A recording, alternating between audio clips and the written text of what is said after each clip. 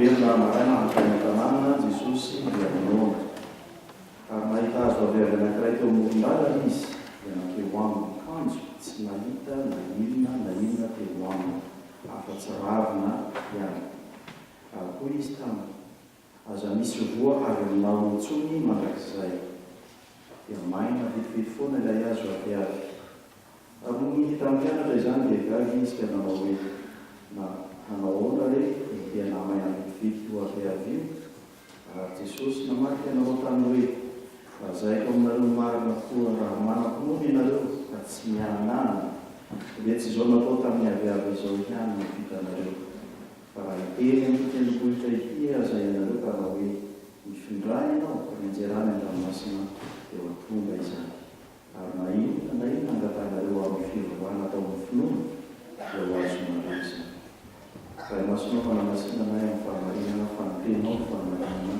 aminy rehefa ilana malala ao aminao rehetra ny fahasoavana sy ny fiadanana ary n'Andriamanitra rahaitsika sy Jesosy Kristy tompony. Ny tenin'Andriamanitra izay anjarantsika androany voalahatra eto dia miompana indrindra amin'izay teny eto amin'i Jesosy eto ny hoe raha manam-ponina ianareo ka tsy mihanana. Misy karazam-ponina be lehibe eto amin'ity tany ity izay erantsika. Saingy finoana manahoana notavy Jesosy ho hita eo amin'izay rehetra manaraka azy. Zaham-toetra toetra amin'izany isika. Fizaham-toetra n'Andriamanitra izay ataony amintsika dia tsy fizaham-toetra tahaka ny olona mitsapatsapa hoe manahoana ity olona ity, fa fizaham-toetra izay ataon'Andriamanitra hita izany sy hanefena ny finoantsika mba hatoky an'Andriamanitra izay manome zavatra rehetra. Ka tsika tsara ny famparan'ireo vahoaka maro izay hoe olona tsy omby 5,000 araka ny fampianarana nomena ny zanantsika teto. Jesosy manaza velamody izy faomeo hanina. Mila voatsiary ve ny tompo raha miteny an'izany amin'ny mpianana.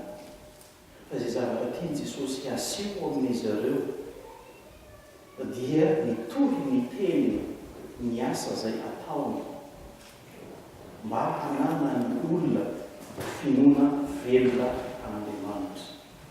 Ahoana ny navaly ny mpianatra? Tsy misy aty aminay afa-tsy mofo 5 ary hazan-drano 2. Azany hoe olona 5 no afaka ihinana izany efa olona tsy omby 5,000. Izany hoe mety amanarina ny olona teo fa ny lehilahy ihany no misana tamin'izany fotoana zany. Ahoana no ahavoky ny olona tsy omby 5,000 amin'ireo hazan-drano 2 sy mofo 5 reto? Ary io no fahavoazana misy eo amintsika. Rehefa mijery isika ny fiainantsika dia inona no ataontsika? Mijery eo am-pilatanantsika isika. Fa izay zavatra tiany ny tompo hampianarina antsika dia izao miteny manao hoe ento aty amiko. Ento aty amiko. Ny tsy fahampiana misy eo aminao hoe entina eo amin'i Jesosy. Ny tsy fahampiana eo amin'ny fanananao, hainao ve ny manolotra an'izany ho an'ny tompo? Fa izany nataon'i Jesosy teto, ento aty amiko.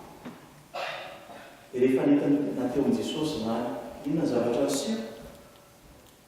Mihinana ny olona rehetra ka voky ary mbola nisy ambiny.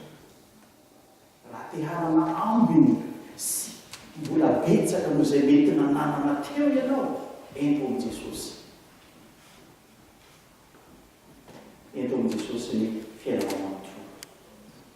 Atolory amin'i Jesosy ny tsy fahampiana hitanao amin'ny fiainanao.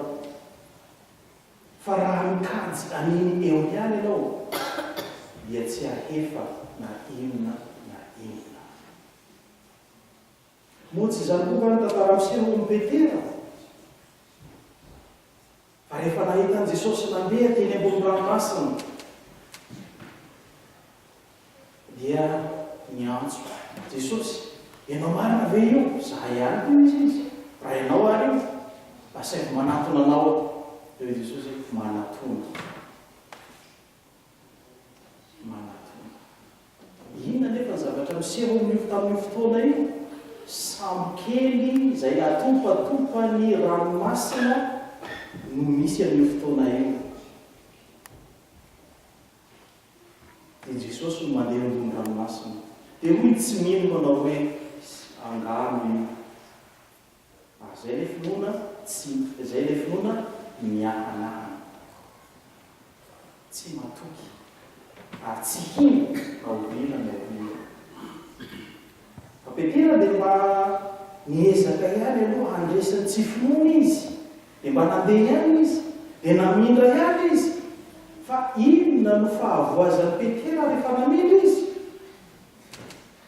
Tsy mijery an'i Jesosy, fa niherika.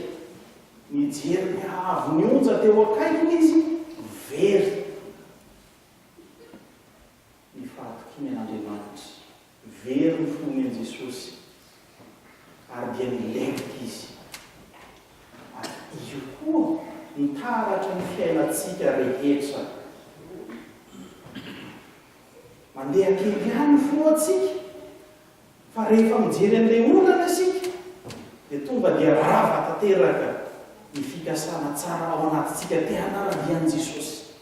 Mihozongozona ny finoantsika dia milentika ka dia tsy mafana, tsy milantsika ny finoantsika an'Andriamanitra. Ka dia milentika isika. Fa soa ihany Petera vonjeo amin'i Jesosy dia nahentsika Jesosy ny tanany mandray azy. Izay mahatsara ny Andriamanitra antsika ty, tsy mba manary anao izy ary tsy mba mandao anao izy. Na misy ny fahalemenao, dia eo mandrakariva ny tompo. Hanarina antsika amin'ny tsy fahombiazana rehetra. Izany ilay fitiavan'Andriamanitra antsika. Ary io ty tompo hitaizana antsika aza mieritreritra ianao ny preuve izay misy eo amin'ny fiainanao hoe fa afoin'Andriamanitra ianao. Tsia.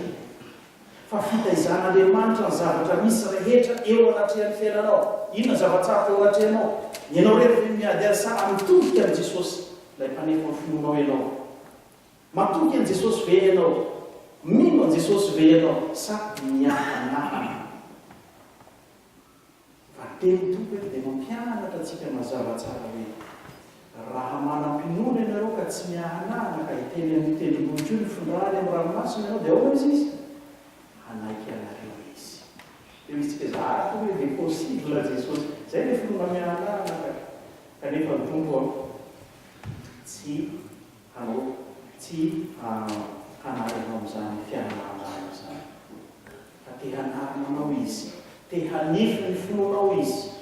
Inona no adinao amin'ny fiainanao? Inona ny problema eo amin'ny fiainanao? Inona ny zava-tsarotra atrehinao? Inona ny faniriana tsara sy ny fikasana eo anatrehanao nefa ny fiainanao limité. Ny zavatra eo am-pelatananao fanamanao izany. Zavatra tadiavin'i Jesosy io fiainantsika dia izao hitodika ny any. Hitodika ny amin'ny any. Fa raha olona no jerenao, lentika ianao. Raha ny manodidina no jerenao, lentika ianao. Mampianatra antsika ny tenin'Andriamanitra rehetra izay nampianarina androany, ny ahaizantsika manolotra ny tsy fahampitsika, ny tsy fahombiazantsika, ny fahalementsika atoloy an'i Jesosy izany. Fa izany lazainy hoe mankanesa aty amiko ianareo rehetra izay miasa fatratra sy mavesatra an-tanàna. Izany no antsoin'ny tompo aminao. Tsy manao hoe za tsy mila nentanareo raha ny olona mantonao dia izy ny olona miay ara-tsy zakako ny ianao ataoko ahoana. Fa ny tompo tsy mbola nanao an'izany mihitsy fa amin'ity manao hoe mankanesa aty amiko. Ary eto tsy te hanalabaraka ny olony mihitsy ny tompona kely.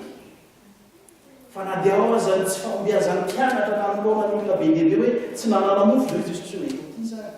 Rehefa zara mpianatra iny, ireo mpianatra reo ndraiky mba mihebolokely ry zay ho anana ny tomponay mahay zavatra rehetra ohatrany hoe dia izy nareo ery mahavita ny asa teo. Kanefa ny tompo no manao ny asa. Ary izany zavatra tadiavin'i Jesosy ho amin'ny fiainantsika. Mihaizantsika mametraka ny adintsika eo am-pelatanana. Ary tsy mijery afa-tsy Jesosy fa olona mijerenao. Androany ianao dia maty ny fononao. Raha ny olana fotsiny mijerenao amin'ny fiainanao, androany ianao dia mahita amin'ny fo ianao. Firifiry ny olona amin'ny fo, firifiry ny olona izay manao suicide. Satria tsy manana izay hitodiany. Tsy manana izay hanasorana ny enta mavesatra hoe nisako amin'izy. Psikiatra ve, psikology ve miverinao fa hanasitrana anao. Fa olona vonjy maika ihany azy. Fa na izy koa manana ny adiny eo amin'ny fiainana. Fa Jesosy amin'ity anao ity no miantso antsika. Te haneo antsika izy hoe aza miahanana. Le miahanana ianao mijery amin'ny zavatra hafa ny dikany. Fa ny tompo dia mampianatra antsika hoe aiza no hitodihanao, ametrahanao ny fiainanao manontolo.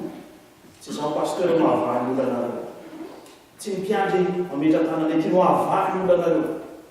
Fa Jesosy izay ambara sy toriana izy rehetra ihany. No afaka haneho voninahitra eo amin'ny fiainana. Izy rehetra ihany no afaka hanome vahaolana amin'ny tsy fahombiazana rehetrarehetra. Izy rehetra ihany no manome vahaolana ho amin'izay zavatra rehetra ilainao. Moa misy zava-mahagaga tsy hain'Andriamanitra atao fa raha izao dia izaho tsy mahay. Fa Andriamanitra mahay zavatra rehetra no miteny ianao amin'ny fiainana ity amin'ny alalan'izany teny izany. Ary izay no ambarana ny fiainana ity. Aoka ho finoana velona an'i Jesosy. No raisintsika eto amin'ity isan-telo volana ity, isan-telo volana ity. Fa tsy ho finoana mianahana no mbola vetintsika mivoaka ny varavara ny trano fiangonana. Finoana izay mitodika amin'i Jesosy iraely hany. Atolory azy ny fiainanao. Mibanjina an'i Jesosy amin'ny fiainanao rehetra. Miadinao rehetra atombory an Jesosy mamboaleho amin'ny mitenena miavorako aminy eo am-pona ao manontsono. Fa tsisy zavatra tsy hain'Andriamanitra tsy atao fa hay avokoa zavatra rehetrarehetra. Ko ny aingana isika mianakavy manatrika izao fotoana izao ho velo finoana tena izay tadiaviny ny tompo hananana amin'ny fiangonana ity. Ilay finoana tsy mianana. Fa Andriamanitra rehetrarehetra voninahitra izay azy hatramin'ny taloha indrindra ho azy malagasy. Amen. Raiso ny fahasoavan'i Jesosy Kristy tompoko sy ny fitiavan'Andriamanitra iray avy faraisana sy ny fiangonana amin'ny fanahy masina ho aminareo rehetra ny hatramin'izao mandrakizay. Amen.